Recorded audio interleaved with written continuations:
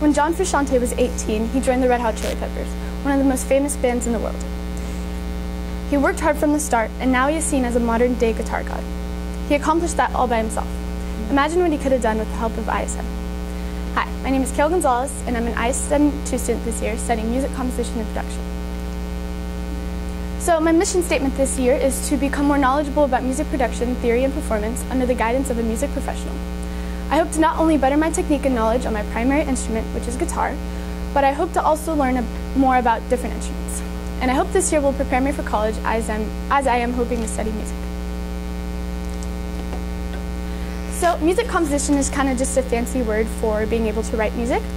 I'm in a band called Manifest Destiny's Child, and so I write music all the time. I've been exposed to this for a while. So these are some examples of some stuff I've written. These are videos from some shows I've played. And loud.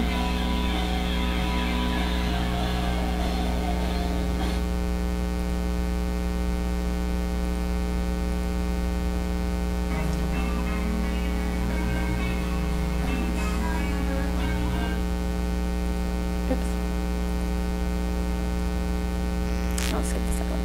And the day before school started this year, I actually got to record my music at a studio in Denton, which was a lot of fun. And the guy who I recorded with was really nice and kind of walked us through step by step on how he was doing everything. And that's what really got me interested in music production. So I'll show a little clip of this song.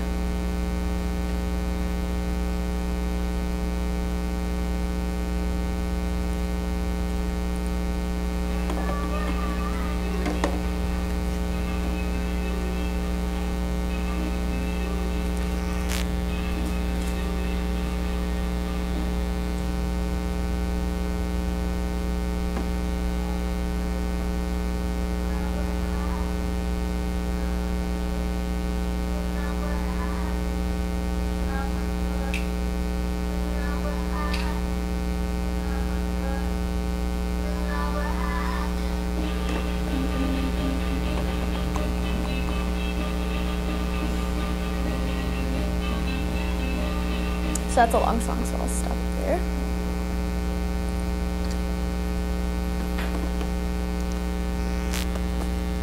So in ISM, we learn mainly in 2 different ways. First way is going on informational interviews and learning from people, and then the second way is doing research. So the first interview I went on was with Saxon Lewis. He is a teacher at School of Rock, which I go to. I've known Saxon for about I want to say 2 years, and he's one of the most sought after lesson teachers at School of Rock because his knowledge is so wide. He can play so many different instruments, and he knows so many different kinds of music and style, so people really like him. He plays the guitar, bass, he sings, plays drums, plays the tuba and the euphonium, although his main instrument is guitar. He's in 2 bands. The first one is Ether After, which is his main band. He plays guitar, and it's a prog band. And his second band is Post Palace, which is more of an indie band, and he plays bass. I got the chance to see Ether After over the summer, and they're so amazing. And I got the chance to play with Post Palace over the summer, which is a lot of fun. Saxon is more in the Dallas music scene, even though he lives in Denton. So he kind of explained how even if you're from one area, there might be a different area who really likes you, so you gotta try to branch your music out just to see who ends up liking you more and which is more your scene and your niche. So my second interview was with John Housewright. His name is John Housewright, but his stage name is John Tipton. I met John a year ago through a mutual friend, and he's in a band called The Heavy Hands, which is more of a classic blues band, which is really cool. And he also does solo work, so he's the guy at restaurants with his acoustic guitar singing, does a lot of that.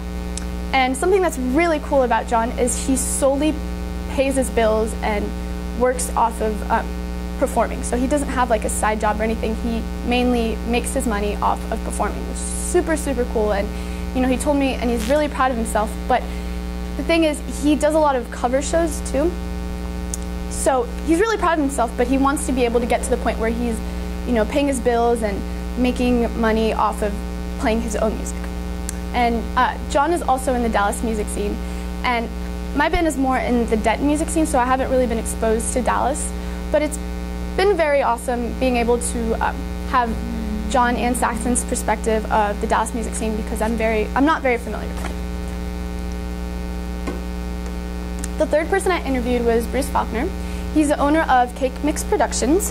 He is actually the person who wrote all the music for Dragon Ball Z, which is super cool. He is classically trained, so he majored in music composition. He has his master's and PhD in music composition. His perspective was more classical and more theory-based. Not that the other two aren't theory-based, but he went to school for music. The other two did not.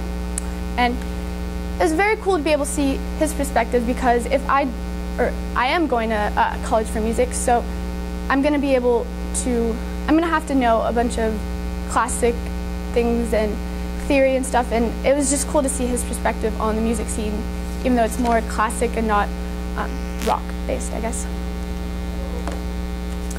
And the fourth person I've interviewed was Matthew Medlock. He's the owner of Legacy Music Group, which is a studio in Deep Ellum.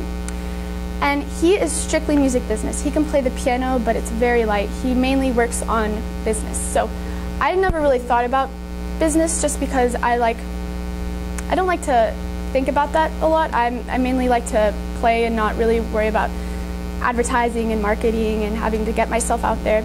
But he really showed me the importance of music business, and that I really need to start, branching out and kind of showing myself. And he's also in the Dallas music scene, obviously, because he is in Deep Ellum. So those are the 4 interviews I've gone on so far.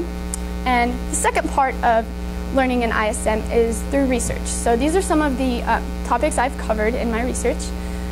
The most important ones to me would be modes, guitar tones, and practice.